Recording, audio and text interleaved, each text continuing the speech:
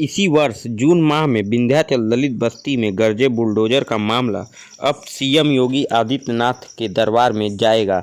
धाम में पहुंचे मंत्री लालजी निर्मल को स्थानीय नागरिकों ने पत्रक सौंपकर न्याय की गुहार लगाई। लोगों का आरोप है कि कई पीढ़ी से आबादी रजिस्ट्री शुदा जमीन से जबरन उजाड़ा जा रहा है। लोगों ने तत्कालीन जिलाधिकारी पर मनमानी करने का आरोप लगाया। पूर्व मंत्री ने कहा कि योगी आदित्यनाथ ने कई बार कहा है कि किसी भी गरीब को न उजाड़ा जाएगा। इसके बावजूद भूमिहीन पुश्तैनी मकान में रहने वाले दलित को उजाड़ना सरकार की नीतियों के खिलाफ है। यह मामला मुख्यमंत्री योगी आदित्यनाथ के संज्ञान में लाया जाएगा। आज मां विंध्यवासिनी के दरबार में आए हैं और दलितों की बात सुने हैं, तो क्या निष्कर्ष निकला? देखिए, आज मेरा सौभाग्य है कि आज मैं मां विंध्यवासिनी की धरती पे आया हूं और उनके दर्शन का सौभाग्य प्राप्त हुआ है। मैं भारत भूमि की इस पवित्र भूमि को मैं शत शत कोटि कोटि नमन करता हूं और यहाँ के निवासियों को भी मैं सादर प्रणाम करता हूं कि उन्हें यह सौभाग्य प्राप्त हुआ है कि मां विंध्यवासिनी की धरती पर वे पैदा हुए और बड़े हो रहे हैं। मैं उनके भविष्य के लिए और उनके उज्जवल भविष्य के लिए मैं कामना करता हूं। मुझे यहाँ के स्थानीय सभासद लालजी भाई ने अवगत कराया था कि यहाँ के दलित बस्ती, चूँकि यहाँ पे सड़कों का विस्तार हो रहा है, तो दलित बस्ती से कुछ लोग विस्थापित हुए हैं जिनका मुआवजा नहीं मिल पाया है और कुछ ऐसे लोग हैं जिनके पास कोई ज़मीन नहीं है और उनके रहने की व्यवस्था नहीं है। ऐसे लोग भी विस्थापित हुए हैं।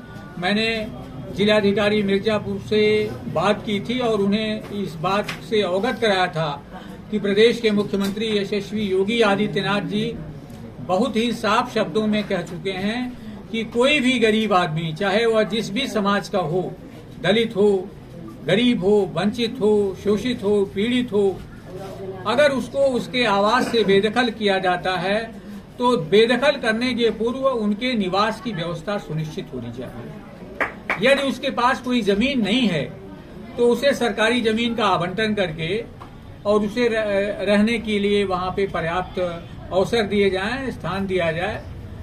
इसलिए मुख्यमंत्री जी ने एक बार नहीं अनेकों बार बड़ी सख्ती से निर्देश दिया है जिला प्रशासन के अधिकारियों को पूरे प्रदेश में। यहाँ की समस्या है, मैंने लोगों से बात की है और मैं माननीय मुख्यमंत्री जी के संज्ञान में लाऊंगा। और जिला प्रशासन मिर्जापुर से मैं लखनऊ चलने से पहले ही बात किया था, उनके संज्ञान में डाला। उन्होंने कहा कि मैं अभी नई आई हूँ, जिलाधिकारी महोदय ने बताया, और जितनी भी समस्याएं हैं उसको सुनेंगे। अनुसूचित जात और जाति के लिए क्या सरकार की योजनाएं हैं इसमें? देखिए, अनुसूचित जातियों की जो समस्याएं हैं वह सामाजिक कारणों से सैकड़ों सालों से वे दलित हैं, वंचित हैं, शोषित हैं। सामाजिक कारणों से उनके पास जमीनें नहीं थी, उनके पास धन नहीं थे, तो स्वाभाविक रूप से जो गरीब होता है होगा गरीब की पत्नी पूरे गांव की भौजाई। तो इसी प्रकार से इस देश के दलितों की स्थिति रही है। गरीब होने के कारण, आर्थिक रूप से कमजोर होने के कारण उनके ऊपर बड़े उत्पीड़न हुए।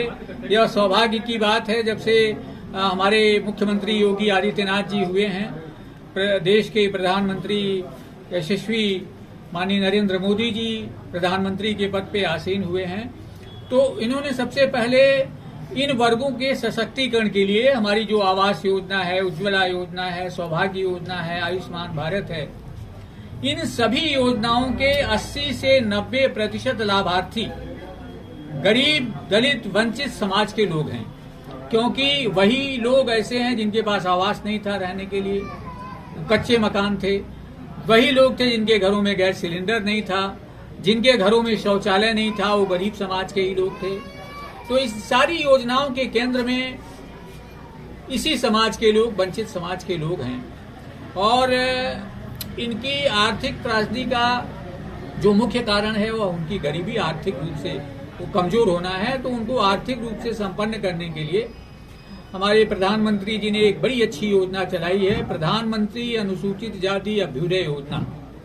यह योजना 22 जून 2022 से पूरे देश में लागू कर दी गई है। अब अनुसूचित जाति के लोग छोटे रोजगारी के साथ बड़े उद्यमी बन सकेंगे। हमारे प्रोजेक्ट बन रहे हैं। हमने जो अनुदान राशि 10,000 रुपये थी उसको प्रति व्यक्ति 50,000 रुपये कर दिया है। पहले आय सीमा 56,000 रुपये वार्षिक थी, अब हमने आय सीमा से पूरी तरह मुक्त कर दिया है। अनुसूचित जाति का कोई भी व्यक्ति चाहे जिस भी आय सीमा का हो वो रोजगार कर सकता है। बड़े बड़े हमारे प्रोजेक्ट हैं, हर जिले में हमारी यूनिट स्थापित हो रही है, प्रोजेक्ट इम्प्लीमेंटेशन यूनिट है, और इस माध्यम से हमें उम्मीद है कि आज़ादी के 100 वर्ष पूरे होते होते तक पूरे देश में दलित काफी हद तक आर्थिक रूप से सशक्त हो जाएगा। धन्यवाद।